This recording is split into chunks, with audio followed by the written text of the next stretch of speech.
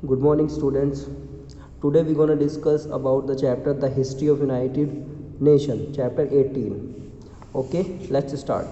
The United Nation was formed on 24 October 1945. Since then, 24 October is celebrated as United Nation Day. Okay जो 24 अक्टूबर है 24 अक्टूबर 1945 को क्या है establish किया गया था यूनाइटेड नेशन ऑर्गेनाइजेशन को, इसलिए 24 अक्टूबर को हम कैसे सेलिब्रेट करते हैं यूनाइटेड नेशन डे के रूप में. Okay, at first there was 51 member states. शुरू में कितने मेंबर थे इसमें? 51 मेंबर्स थे. The number of states grew over time and today the United Nation has 195 members. और आज के टाइम में अगर हम बात करें तो कितने मेंबर्स हैं यूनाइटेड नेशन में? 195 मेंबर्स है. और ये 195 मेंबर्स मतलब 195 कंट्रीज़ है जो यूनाइटेड नेशन के साथ जुड़ी हुई है, ठीक है, जिनकी ट्रीटी यूनाइटेड नेशन के साथ है. Okay, let's move on. The United Nation headquarters is in New York city. The most important question, where is the United Nation headquarter is situated? It is in New York city. New York city कहाँ है? ये America में है, ठीक है. America का एक city है, उसका नाम है न्यूयॉर्क, वहाँ पे इसका यूनाइटेड नेशन का हेडक्वार्टर है. The United nation also has office in Geneva, Switzerland, and Vienna, Austria, ठीक है. अलग अलग जगह पे भी इसके ऑफिस है, लेकिन हेडक्वार्टर की अगर हम बात करें जो मेन ऑफिस इसका है वो न्यूयॉर्क में है. अमेरिका की सिटी न्यूयॉर्क में है. बाकी जेनेवा में भी, स्विट्जरलैंड में भी और ऑस्ट्रिया में भी इसके ऑफिस है. हैज़ इट ओन फ्लैग, इसका खुद का एक फ्लैग भी है. जैसे each country has a flag, ऐसे ही ये अपना भी एक खुद का फ्लैग रखता है. आपको इजीली देख सकते हो, अपनी बुक में देख सकते हो. ये रहा, इसका एक फ्लैग है जो इस तरीके का है, नीले रंग का फ्लैग है, ठीक है. तो यूनाइटेड नेशन के पास खुद का एक फ्लैग है. A global surrounded by olive branches that represent peace and harmony. और इसका जो फ्लैग है किस तरीके का मैसेज देता है? हमें शांति बनाने का, समझौता करने का मैसेज देता है. और इसका क्रिएशन, यूनाइटेड नेशन ऑर्गेनाइजेशन का क्रिएशन ही किस लिए किया गया था? ताकि युद्ध ना हो, वार को रोका जा सके और पीस और हार्मनी बनाई जा सके. It also has its own post office and its own postage stamp. यहाँ तक कि ये अपने खुद के पोस्ट ऑफिस है इसके पास और खुद का ही एक अपनी मोहर का इस्तेमाल ये करता है, ठीक है. The senior office of the United nation secretary is called secretary general.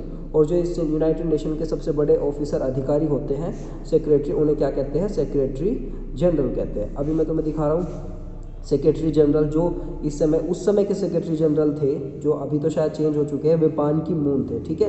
तो आपको एक मैं होमवर्क देता हूँ, आपको क्या करना है, अपने मोबाइल पे गूगल करना है और पता करना है who was the secretary general of United nation today. आज के समय में करंट में कौन है यूनाइटेड नेशन का सेक्रेटरी जनरल? आई थिंक बान की मून नहीं है, कोई और है, ठीक है. Okay, let's move on. Based on the principle of justice, dignity and human welfare, the United nation brings all the nation of the world together.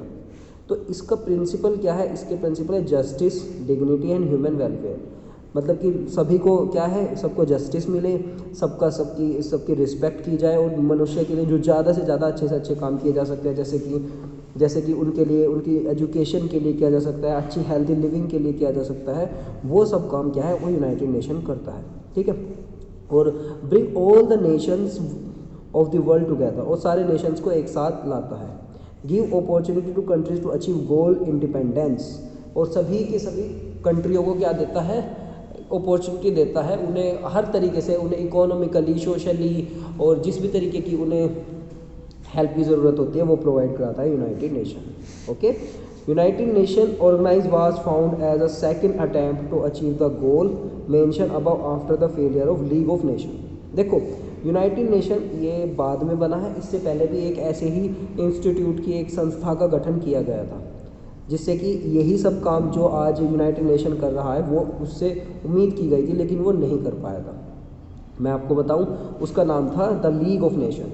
League of nation को भी इसलिए बनाया गया था ताकि वॉर ना हो.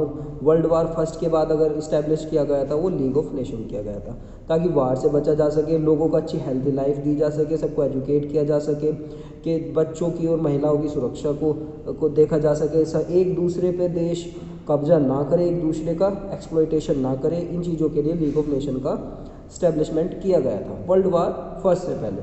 लेकिन होता यह है कि वर्ल्ड वार फर्स्ट के बाद भी वर्ल्ड वार सेकंड होता है, और वर्ल्ड वार सेकंड होने की वजह से लीग ऑफ नेशन फेल हो जाता है. तो उसके बाद वर्ल्ड वार सेकंड के बाद क्या इस्टेब्लिश किया गया है, यूएनओ, यूनाइटेड नेशन ऑर्गेनाइजेशन। ठीक है, तो याद रखना वर्ल्ड वार जो अब तक अगर हमारे वर्ल्ड में अगर हम बात करें तो 2 वार हुए हैं जो सबसे बड़े हैं, एक तो world war first and world war second.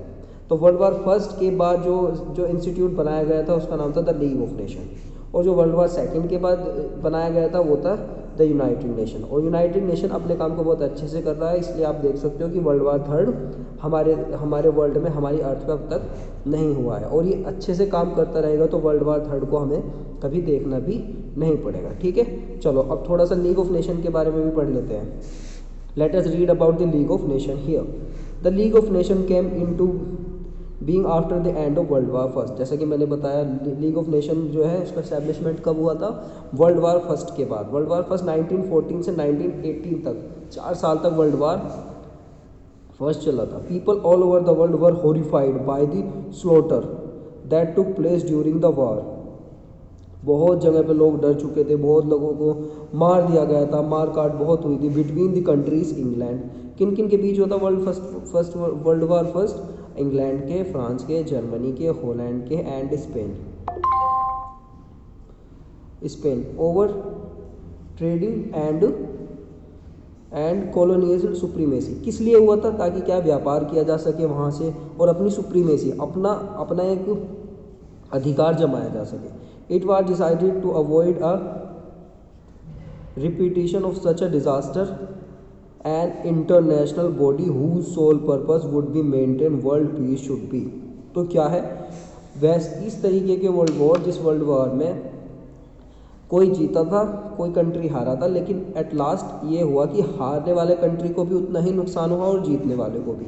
बहुत अधिक मात्रा में बहुत सारे सोल्जर्स मारे गए, बहुत सारे जो नॉर्मल सिविलियन थे वे मारे गए, बहुत सारे पैसे का नुकसान हुआ और एट लास्ट इसका कोई फ़ायदा नहीं हुआ था। Okay, let's move on. अब थोड़ा और आगे देखते हैं। लीग ऑफ नेशन, देखो लीग ऑफ नेशन का कुछ ऐसा सिंबल हुआ करता था।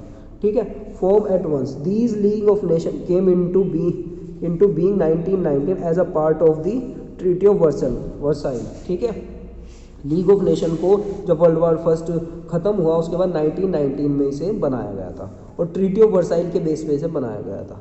The league of nation task was simple to ensure that war never broke out again by reducing amendments, settle disputes between countries and maintaining healthy living conditions।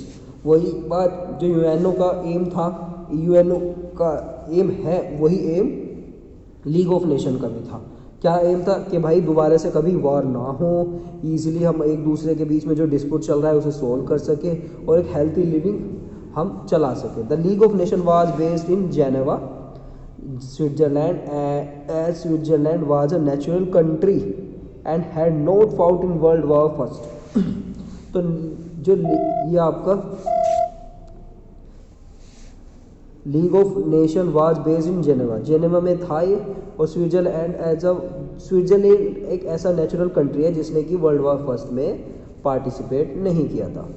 Founded immediately after first world war, it originally consist 42 country. और जब league of national बना था world war के बाद, इसमें कितने country थे? 42 country थे। ओके, तो आज के लिए हमारा इतना ही काम हुआ। इसमें हमने क्या क्या पढ़ा? हमने दो बॉडीज़ के, 2 इंटरनेशनल बॉडीज़ के बारे में बात की। पहली द यूनाइटेड नेशन यूएनओ और दूसरी the league of nation.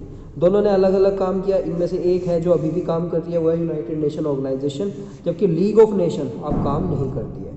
League of Nation का जो एस्टेब्लिशमेंट है वो वर्ल्ड वार फर्स्ट के बाद किया गया था, और यूनाइटेड नेशन ऑर्गेनाइजेशन का जो इस्टेब्लिशमेंट है वो वर्ल्ड वार सेकेंड के बाद किया गया। और वर्ल्ड वार सेकेंड के बाद से ये इस तरीके से सभी कंट्रीज़ के बीच में डिस्प्यूट को मेंटेन करता है कि अब तीसरा वर्ल्ड वार ना ही हो। ठीक है, आपका काम क्या है? मैंने आपको होमवर्क दिया है कि आपको देखना है कि secretary general of United nation कौन है। इजीली यू कैन गूगल और आप पता लगा सकते हो। जैसे कि बान की मून ये पहले थे, शायद अब ये नहीं है, ये पुरानी बुक है इसलिए इसमें दिया हुआ है, लेकिन करंट में आज के समय में शायद कोई और सेक्रेटरी जनरल है। ठीक है, और ये भी याद रखना है कि कितने स्टेट, कितने कंट्री यूनाइटेड नेशन के मेंबर बने हुए हैं। इसके साथ ही इसके डिफाइन एंड कीवर्ड्स और वेरी शॉर्ट क्वेश्चन आपको पीडीएफ के थ्रू मिल जाएंगे। ओके, अच्छे से इस चैप्टर को रीड करना है, ये इसका पहला पार्ट है। उसके बाद हम दूसरे पार्ट में चलने वाले हैं यहाँ से।